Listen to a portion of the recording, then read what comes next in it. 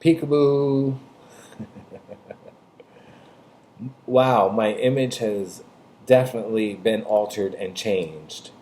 And the reason for that is I've had a hard life. I've had a hard life. And for the last 2.5 years, I've documented that journey. During the pandemic, after the pandemic, and to this very present day, September 12th, 2022. These are real life stories, real life confessions, real life truths, actual events that happened to me in my lifetime. Due to the graphic nature and sensitive language of this program, viewer discretion is highly advised.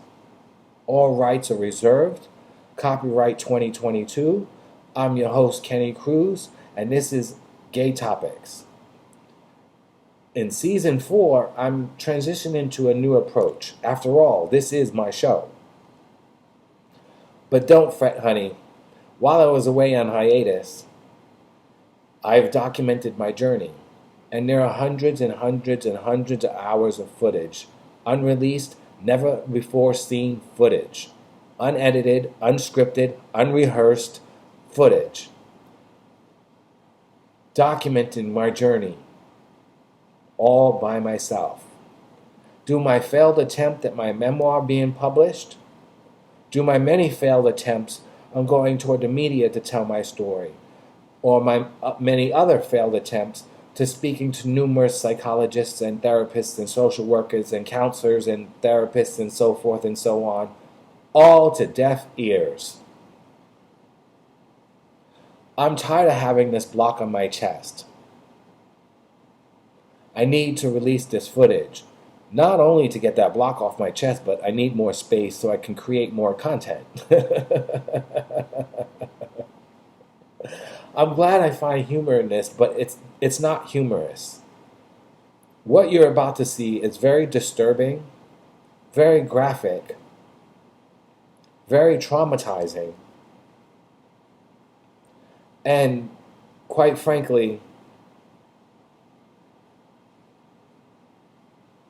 sad and profoundly sad in many ways. And this is the life that I've led for the first 50 years of my life. From being a child and my mother giving me up at 7 years old and having to be a ward of the state at 7 years old, to joining the army, not being able to come out as queer or identify as gay,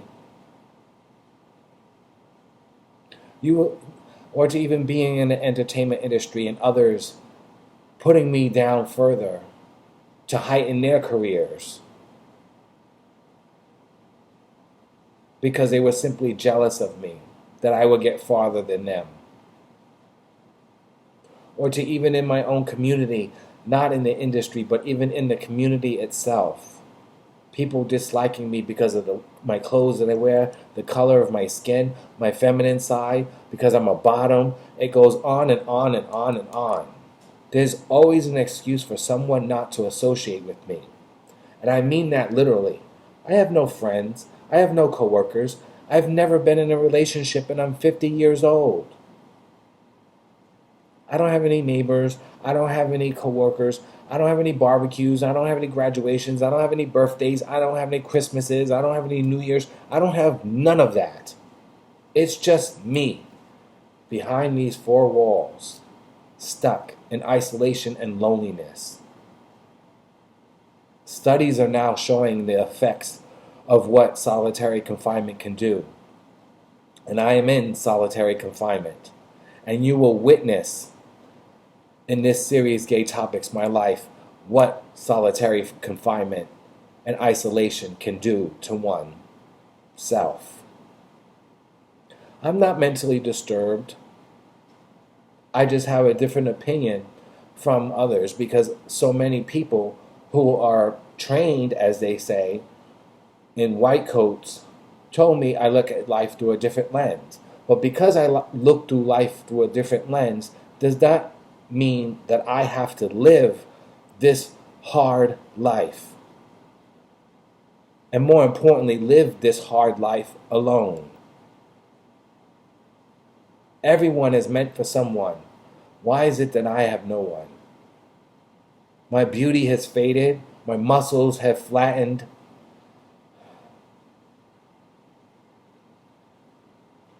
And I'm old and bald. My youth is gone. Who's going to want me now? My series is just me speaking. And I want you to see me for the first time. Many people have called me Cracker and Casper and Powder and Pussy and Faggot, all to degrade me and dehumanize me and to belittle my sheer existence. And those trained, I call the white coats, were not even looking out for my best interest in health and well-being, because all they wanted to do was fill a quota. I've been off the grid for 2.5 years. Do you think someone has been looking for me? No. Not one person, because people don't know where I live. People don't even know my name until I just said it.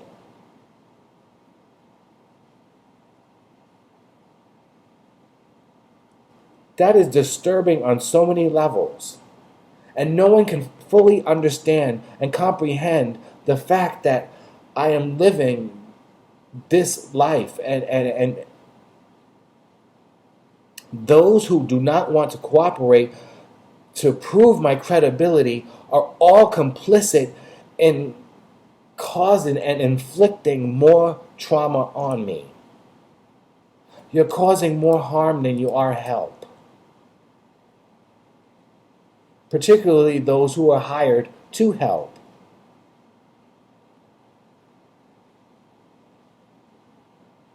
There are no words to describe the heartache and pain and suffering and struggles that I've gone through. But you will hear it. And you will hear it in graphic detail and disturbing language. Because it needs to be told. And I just want to prepare you for that. So without further ado, I take you back to 2020. God, I miss saying that. That used to be my slogan. To quote the incomparable Barbara Walters, this is 2020. So I will take you back to 2020. And I will start to release from there. And it will go in chronological order. So let's go back to 2020. The year of the pandemic. The year of quarantine. The year of isolation. The year when it all started. I'll see you soon. But for now, let's go back in time.